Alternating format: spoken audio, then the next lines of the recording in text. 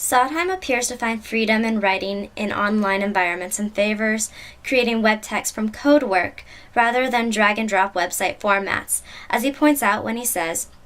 "Writing in Pico in the Linux or Unix shell strips away excess. What remains is inner speech, a dialogue of thought unencumbered by design."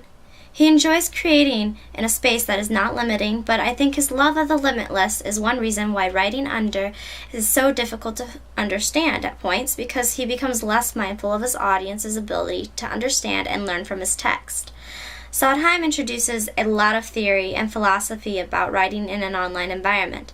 but I think he is so used to his topic he places more and more pieces of his thoughts within the realm of common sense. I think this because he is not very kind to a general audience, such as writers beginning to write online. He pops in sections of code with very little explanation of how they are connected, which alludes to the notion that he is writing for only a more technical savvy audience rather than beginners. He doesn't always explain certain aspects of technology,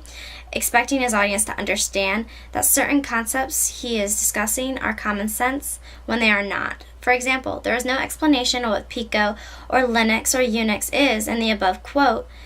and the section the quote is found in is a short, quick paragraph,